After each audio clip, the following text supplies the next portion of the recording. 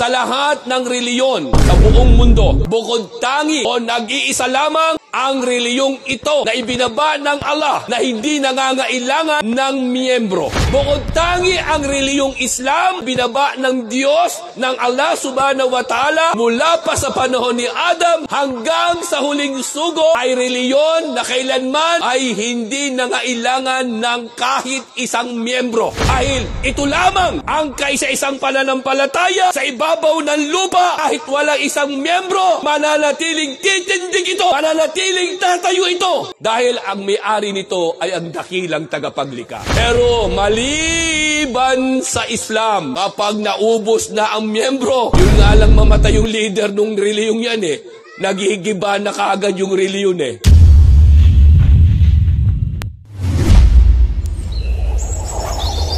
محمد كان علم كليبس. محمد كان علم كليبس. الحمد لله ثم الحمد لله في أمور الدنيا والدين وأشهد أن لا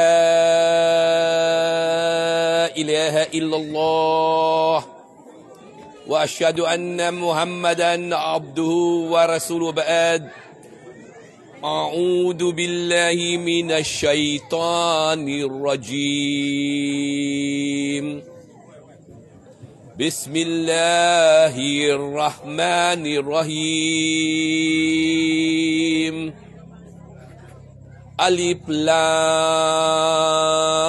ميم ذلك الكتاب لا ريب فيه هدى للمتقين صدق الله العظيم. O mga alipin ng Allah, mga pinili ng Allah subhanahu wa ta'ala sa tunay at kaisa-isang reliyon na ibinaba ng Allah subhanahu wa ta'ala sa sangkatauhan mula pa sa panahon ni Adam alayhi salam hanggang sa huling propeta na wala iba kundi ang Nabi Muhammad sallallahu alaihi wasallam na kumpleto lamang sa reliyon ng mga sugo.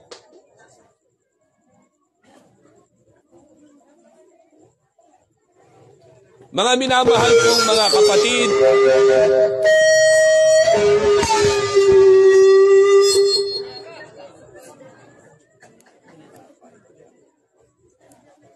at sa mga viewer na ngayon ay live kami, ganun din sa mga hindi mananampalataya o hindi Muslim, kayo po ay aming inaanyayahan na magsuri. Ang aming reliyon, ang kaisa-isang reliyon na kung saan sinabi naming amin, ngunit ang katotohanan, hindi po namin ito pag-aari. Kundi ang tunay na may-ari nito ay ang Allah subhanahu wa ta'ala, ang nag-iisang Diyos. Siya nagsabi, ito ay kanyang sidgo. Ito ay kanyang pag-aaring reliyon na kanyang ibinaba bilang gabay sa sangkatauhan. Isang ayat ang aking binikas, mga minamahal kong mga kapatid. Introduction, ang ngalan ng Allah, at pagkatapos niyan ay ang ayat na pangunahing ayat halos o pangalawang ayat o pangalawang talata sa banal na Quran ng Suratul Baqarah. Ang Allah subhanahu wa ta'ala ay nagwika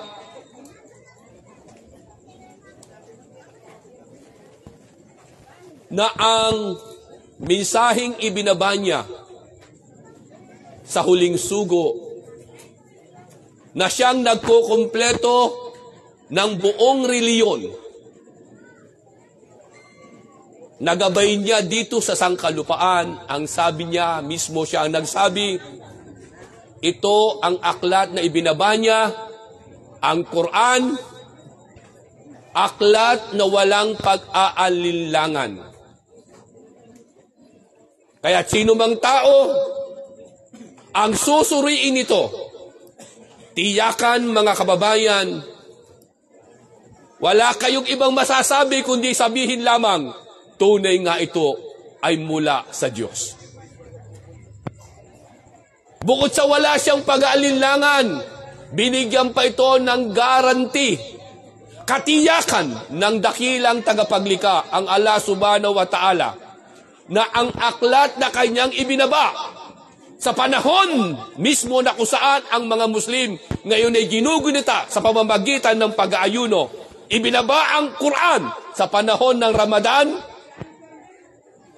Ang sabi mismo ng Allah subhanahu wa ta'ala, ito ay gabay niya sa mga taong naghahanap sa matuwid na paniniwala. Hudal lil muttaqin. You see? Bukod sa walang pag-aalinlangan, ginarantyahan pa ng dakilang tagapaglikha na ito, ang aklat na ito na kanyang ibinaba, na huling tipan niya sa sangkatauhan, ay aklat na kung saan gabay sa mga taong naghahanap ng matuwid na landas. Kaya kaibigan, kung wala ka pa sa matuwid na landas, ikaw ay aming inaanyayahan. Pakisama mo ang banal na Quran. Meron na tayong mga Google ngayon na kung saan ay mababasa nyo. Ano po? Ayan, may mga hawak kayong mga cellphone. I-type nyo lamang ang banal na Quran o Al-Quran. Kung gusto nyo ng Tagalog, meron na po dyan. Kung gusto nyo ng English, meron na rin pong translation sa English. Suriin nyo po, mga kababayan. Suriin nyo. Ulitin namin sa inyo, mga kababayan, sa lahat ng reliyon sa buong mundo, bukod tangi o nag-iisa lamang ang reliyong ito na ibinaba ng Allah na hindi nangangailangan ng miyembro. Bukod tangi ang reliyong Islam na binaba ng Diyos, ng Allah subhanahu wa ta'ala, ulitin ko, mula pa sa panahon ni Adam alayhisalam hanggang sa huling sugo, ay reliyon na kailanman ay hindi nangailangan ng kahit isang miyembro. Dahil ito lamang ang kaisa-isang pananampalataya sa ibabaw ng lupa. Kahit walang isang miyembro, mananatiling titindig ito. Mananatiling tatayo ito. Dahil ang may-ari nito ay ang dakilang tagapaglikha. Pero maliban sa Islam, kapag naubos na ang miyembro, yun nga lang mamatay yung leader ng reliyong yan naghihigiba na kaagad yung reliyon Pero ang Islam, kaya huwag niyo pong iisipin na kayo ay aming inaakit para kayo maging kaanib namin. Hindi po. No po? Dahil kailangan namin kayo o kailangan kayo ng reliyong ito na aming ngayong tinatahak na landas. Hindi po. Dahil maging kami, maging ang aming mga ulama na mga tagapagmana ng propeta, maging ang mga ustad, ang mga asatid, mga ngaral namin, hindi po kami kailangan dito. Bakit po kami nandito sa reliyong ito? Sapagkat ito lamang po ang reliyon. Gamitin na natin. Sa kasalukuyang panahon, ang nangahawakan ng orihinal na mensahe ng dakilang tagapaglikha. Meron pa po ba kayong masasabing reliyon na nangahawakan ng orihinal na mensahe? Wala na po kahit isa. You see? Ito po challenge sa inyo, mga kababayan. Kung gaano kaganda ang mensaheng ibinaba dito sa lupa ng dakilang tagapaglikha sa kanyang huling sugo. Kung bakit ang mga Muslim sa kabila ng mabibigat na mga pagsubok ay nananatiling matatag sa kanilang paniniwala. Marami sa kanila nangihina ang tinatawag na iman o pananampalataya. Ngunit napakahirap sa kanila ang bumitaw sa kanilang reliyon. Alam nyo kung bakit? Anong reason?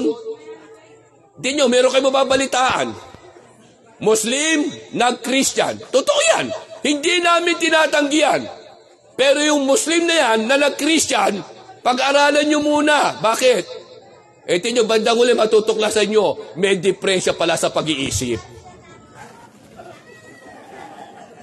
Kaya pala nag-Christian. Pero kapag walang depresya sa pag-iisip, tiyakan, walang Muslim sa ibabaw ng lupa ang kailanman tatalikod sa pananampalatayang ito. Anong dahilan? Abay, paano kang tatalikod Ito lamang ang totoong reliyon na mula sa dakilang tagapaglikha. You see?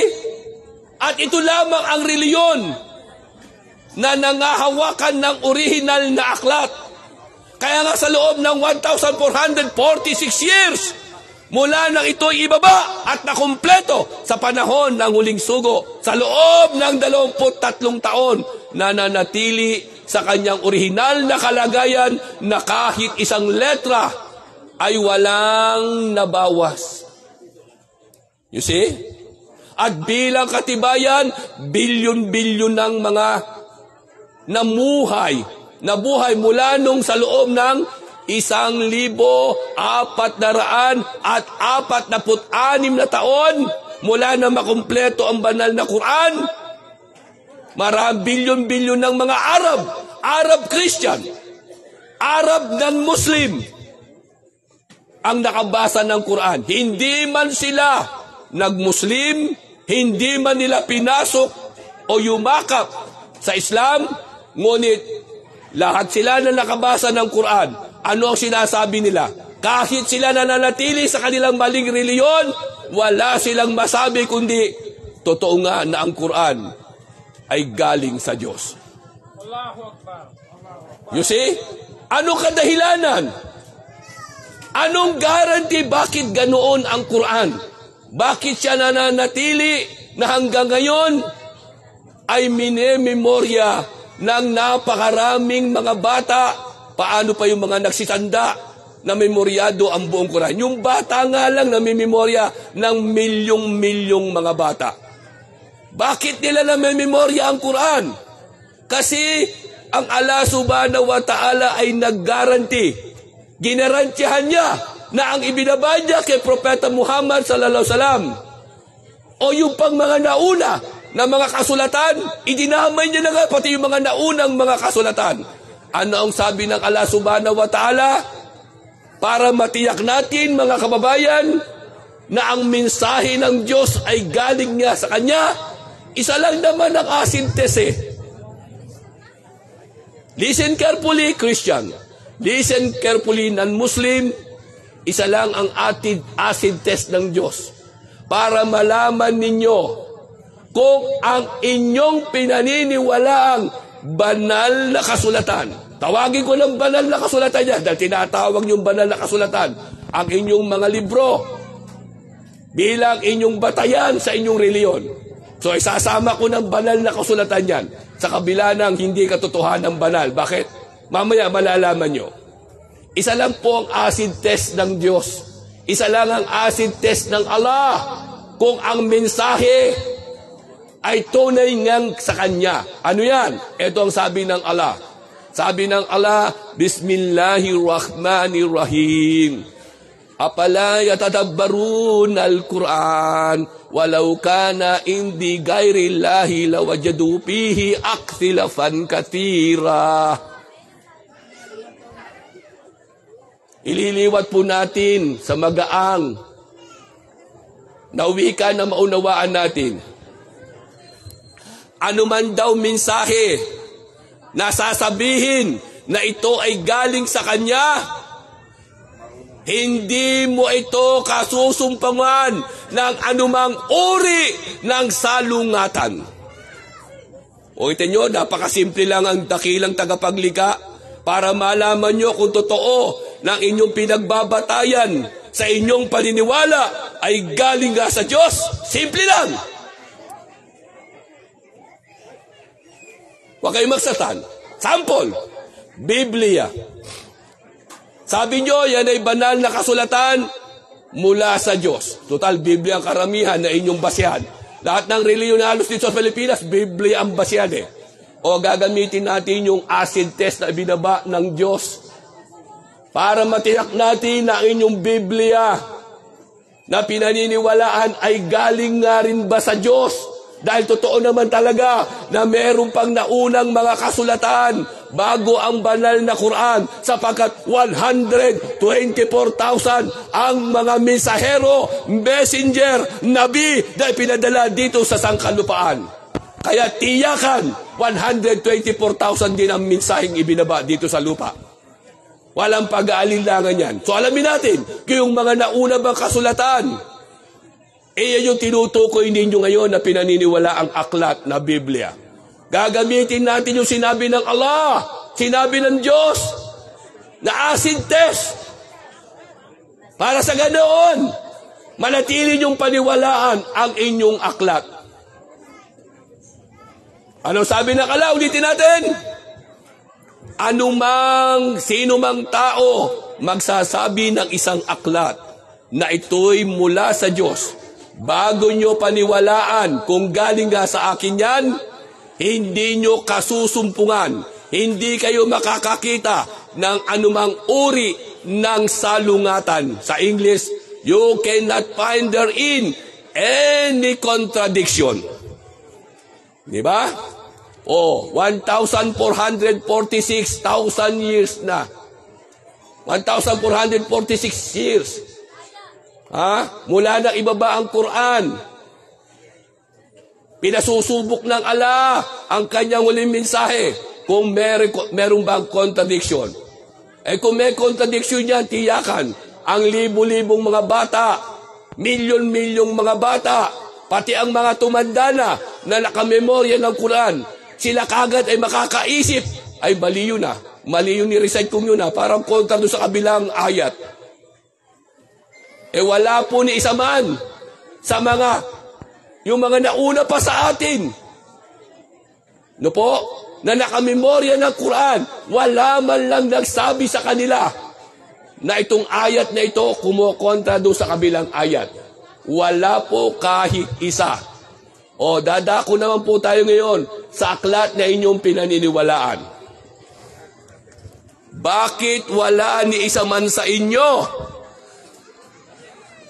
Sa mahabang panahon, kine-claim ninyo na nauna ang Biblia sa Quran. Sige na, nauna na kayo. Dahil sinasabi ninyo, ito ang mensahe na ibinaba sa mga naunang mga propeta. Sige, nauna na kayo. Na tinutukoy ninyo yung Biblia. Susuriin natin, sang-ayon sa ginawang acid test ng Allah, kung yung sinasabi niyong Biblia ninyo, yan nga yung kanyang salita na mula doon sa taas. Unang acid test bagamat hindi pa yan matutukoy na acid test dahil hindi niya naman ang binanggit ng Allah, una pa lamang magtanong na po kayo sa sarili nyo. Kung yan ay mula sa Diyos, bakit wala man lang naitala sa kasaysayan mula nang lumitaw ang salitang Biblia hanggang sa ating kasalukuyang panahon ang nakamemorya ng buong Biblia? Wala man lang kayo maipakita na isang tao na nakamemorya ng buong Biblia. Ustad, bakit? Anong nangyayari? Bakit walang makamemorya ng Biblia? Paano niyong mememoryahin? Bawat sekta sa inyo, kayo nagtatalo. Sa anong paraan? Simple. Ang Katoliko ang unang nagsalin sa Latin hanggang makarating sa English hanggang maging Tagalog. Roman Catholic Church ang isa sa pinakamatandang simbahang Kristiyano. Tama, hindi? Kine-claim ng mga pastor yan, kine-claim ng mga Protestant na ang mga Katoliko ang kauna-unahang nagsalin ng Biblia. Tama po ba? Di ba? Hindi tinatanggi ng simbahang Katoliko yan na sila ang nagsimula ng pagsasalin ng Codex Vaticanus na tinatawag. Mula sinatawag na Greek. Pero yung Greek na yan, mula pa sa Aramaic, wala na yung Aramaic kaya bumase sila sa Greek. at isinalin sa Latin hanggang naging English. Nung isalin nila ang Biblia, eto ang tanong ko, ilang chapter o ilang aklat ang Biblia ng Roman Catholic Church na siyang mayorya na Kristiyano dito sa Pilipinas? Hindi po ba ang isinalin nilang laman ng aklat ng Biblia ay 73 aklat? 73 books ang laman. Ibig sabihin, 73 sora. Hindi po ba? Kung ikukumpara natin sa Quran, 73 sora ang Biblia ng Katoliko. You see? Pero ang tanong ko po ngayon, bakit ang simbahan ng Iglesia ni Cristo, Saksi ni Jehovah, Born Again, o yung mga simbahang hindi Katoliko, bakit ang pinaniniwalaan nilang aklat ay 66 lamang? Nasaan yung 7 aklat? Sabi ng mga hindi Katoliko, ang Katoliko nagdagdag ng 7 aklat sa Biblia. Sabi naman ng Katoliko, anong nagdagdag? Kayo naman ang nagbawas. O tinan nyo, pareho kayong Kristiyano. Isang libro, hindi kayo magkasundo, kayo lang sora Oh. Paano may memoryahin ng mga anak yung Biblia? Ano paniniwalaan ba talaga nila? Yung 73 o yung 66 lang? O, you see? O, papasok po tayo doon sa loob ng Biblia. Pareho. Yung 66 o yung 73. Pareho, sige, gamitin natin yan. Ano sabi ng Allah? Kung mula sa akin ang isang aklat, hindi mo kasusumpungan ng anumang salungatan. Salungatan na nga yung laman Yung kabila, 7, sobra. Yung isa naman sabi, kulang. Di ba? O, sige, pareho natin gamitin. Sukatin natin, total.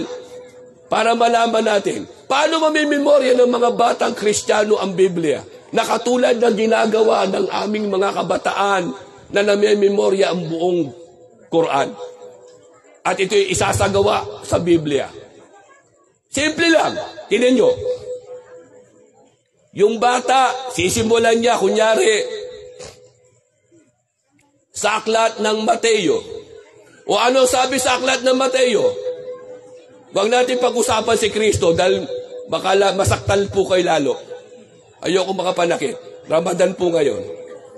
Ang pag-uusapan natin ay si Judas, yung nagbenta kay Kristo para siya ay maipako sa krus.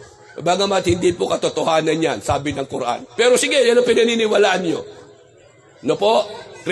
Anumang klaseng Kristiyano, pare-pareho ang paniniwala nyo na may isang tao na ipinagkanulo si Kristo o ibinenta si Kristo sa halagang 30 pirasong pilak.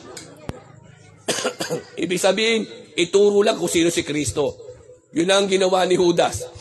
O nagawa ni Judas yun, di ba po? O ano sabi sa aklat ng Mateo? Hindi po ba nyo kung sasauluhin ng bata?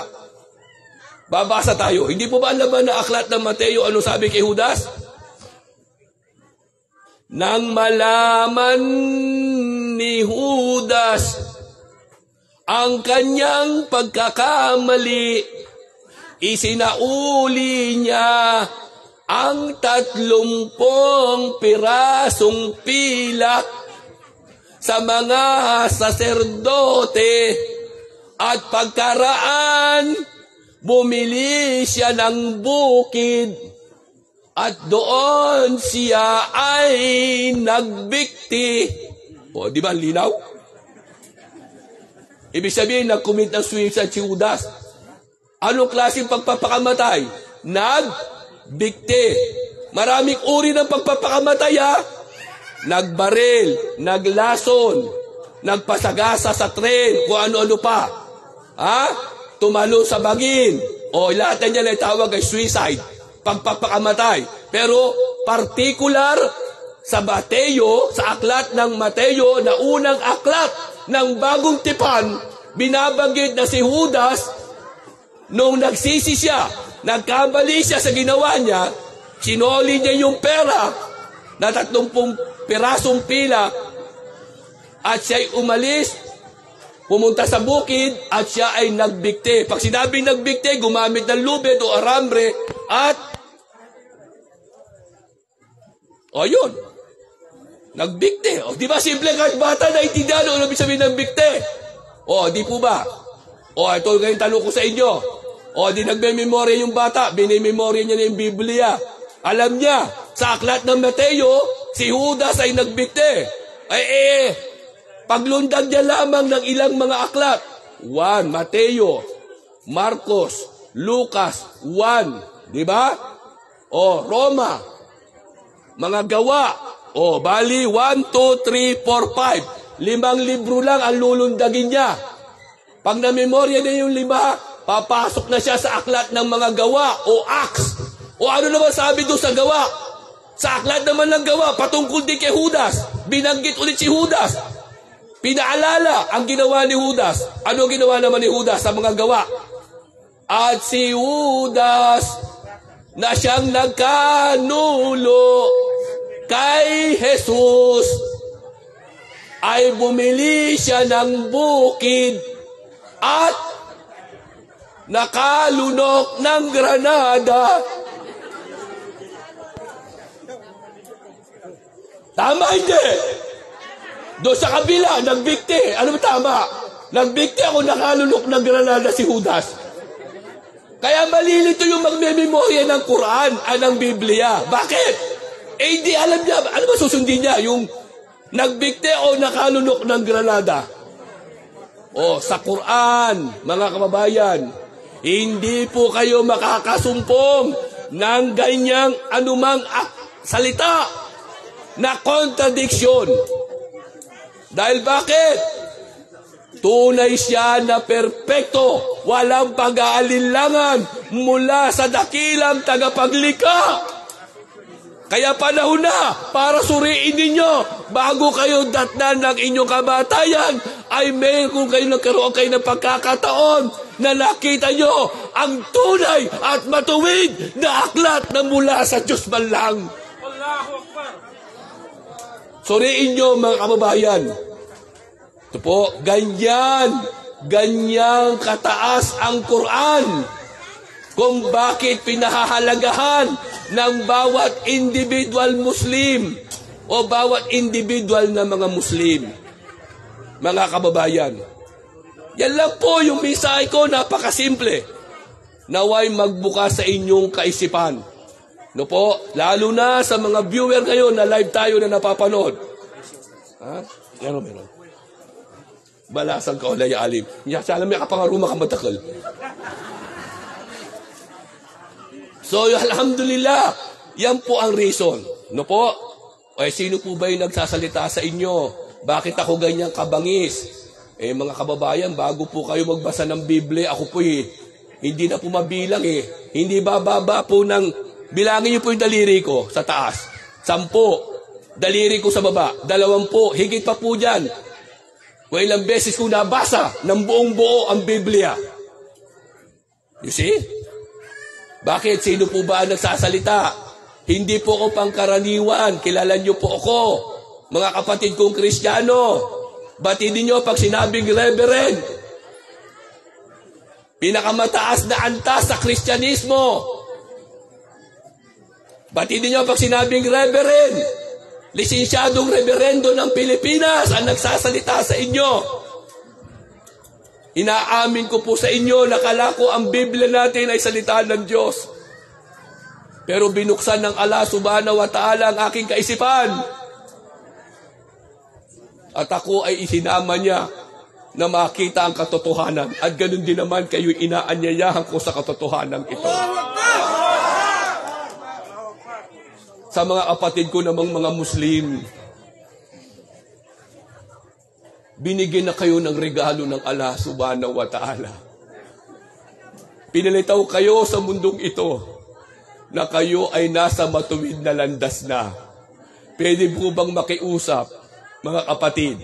Unang-una, kinaiinggitan ko kayo na mga Maranao, kayo na mga Maguindanon, kayo na mga Tausog, Iranon, Yakan. Inggit na inggit ako talaga sa inyo, tunay. Bakit? Sapagkat hindi kayo nakagawa ng kasalanang hindi mapapatawad. Ano yun? Yung kayo ay nakasamba sa mga Diyos-Diyosan. Hindi kayo nakagawa ng shirk Hindi kayo nagtambal sa Allah. Kasalanang kailanman, pag kinamatayan ng tao, ay hindi mapapatawad ng Allah subhanahu wa ta'ala. Nandiyan kayo sa ganyang kalagayan, wala kayong naging pananagutan sa kabilang buhay o haharaping pananagutan. Samantalang kami mga Kristiyano, ang laki ng pananagutan namin sa kabilang buhay. Lalo na po ako, libo-libo ang dinala ko sa Naraka. Hindi pwede maging reberendo ang isang Kristiyano na hindi nakapag-akit ng libo-libong tao sa maling paniniwala. O mga kapatid ko na mga alipin ng Allah, pag-ingatan nyo na ang reliyon na ibinigay sa inyo ng Allah subhanahu wa ta'ala, isang napakalaking biyaya ng Allah sa inyo, na kayo ay hinayaan niya na mamulat ang inyong mga mata sa matuwid at walang pag-aalinlangang pananampalataya. Nandiyan na kayo. Patatagin nyo na lang.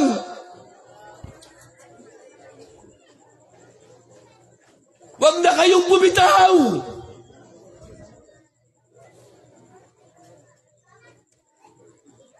Normal na pamumuhay sa Islam. May tawanan, may biruan, meron lang limitasyon. Ano yung limitasyon yaon? Huwag ka lang lalagpas doon sa mga sinabi ng Allah sa banal na Quran at interpretasyon na sinabi ng suko. Napakagaang ng ating reliyon. Lalo na kayo na pinili ng Allah. Mula sa pagkabata, kayo'y isinilang na mananampalataya na sa Islam. Tahakin nyo na ito ng matuwid. Tahakin nyo na. Ang masakit madalas nasasaktan ang puso ko. Alam nyo kung bakit? Marami sa atin, marami nagsasabing sila'y born Muslim. Nandiyan na kayo sa tama. Nagtataka lang ako at sana itanong nyo rin sa sarili nyo. Yung mga bagay na ginagawa namin nung kami mga Kristiyano, at kami pumasok sa Islam, iniwan namin. Ang masakit, yung iniwan namin, kayo ngayon ang gumagawa. Ya Rabbil Alamin. Nakasasakit Nakasasakit sa digdib. Bakit? Ang Allah ang nagsabi,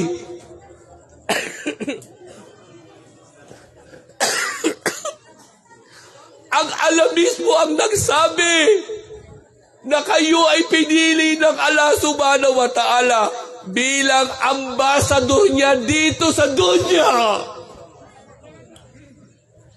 Ambasador kayo, bakit nyo ginagawa ang bagay na mga ligaw, labag sa kagustuhan ng Allah?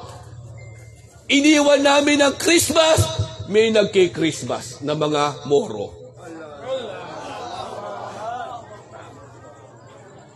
Iniwan namin ang New Year na mas malala pa sa Christmas.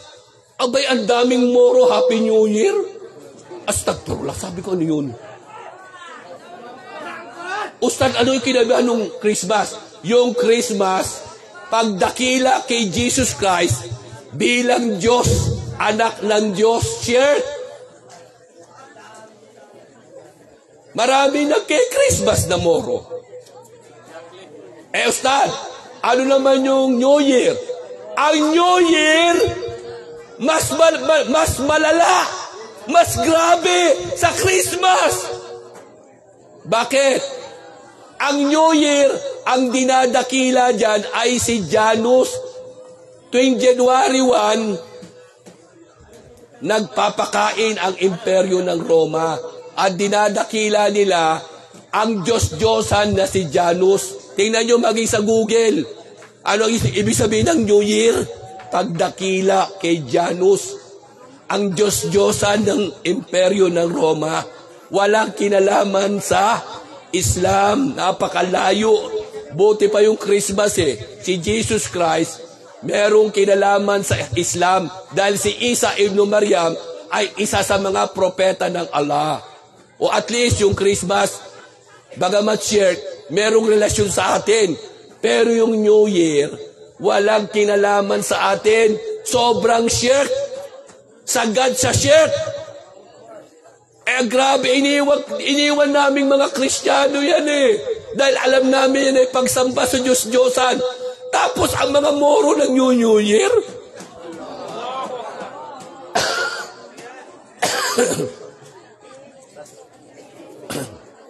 Ay Rabbil Alamin. Kinikilabutan ako. Bismillah.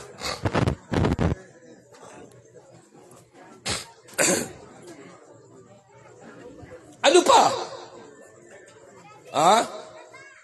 Noong kami yumakap sa Islam, lalo na po ako, noong kami yumakap sa Islam, alam namin na ang Valentine's Day ay pagdakila kay Santo Valentino. Abay, iniwan namin ang Valentine's, yung mga moro nagba-Valentine's. Astagfirullah. Sino si Valentino? Siya po ay isang pare na doktor. Doktor po siya ng medicine. Pinapatay siya ni Emperor Galatius.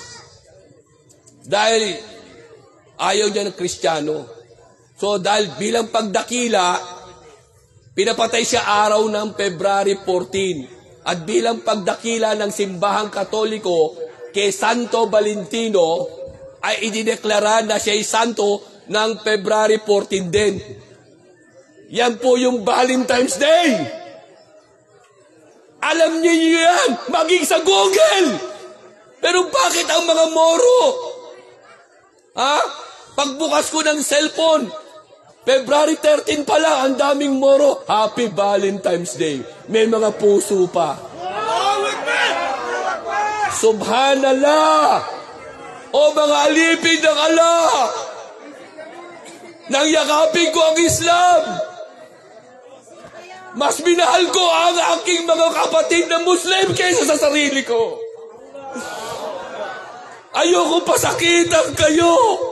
Sapagkat kayo ang taong aking hinahangaan dahil kayo ay walang utang sa Allah subhanahu wa ta'ala. Wala kayong nagawa na shirk. Hindi kayo nagdala ng tao sa maling paniniwala. Samantalang ako, madakal, napakarami kong iniligaw.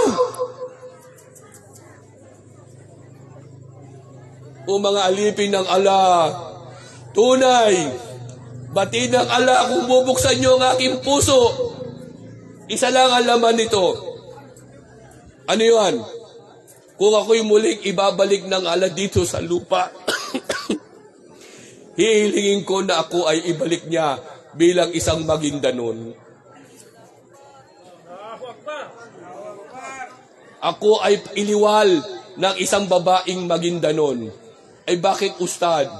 Dahil naiinggit ako sa Maguindanon. Bakit?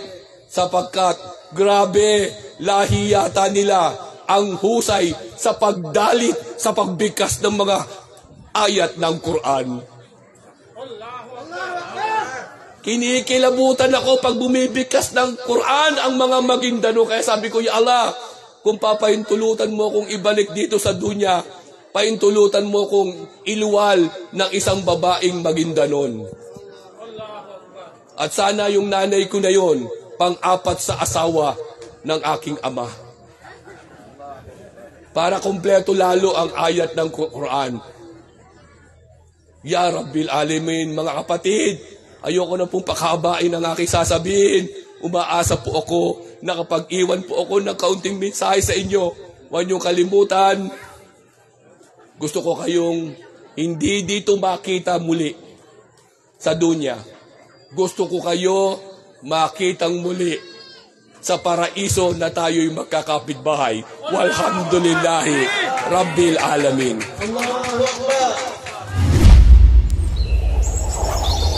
محمد كان علم كليبس. محمد كان علم كليبس.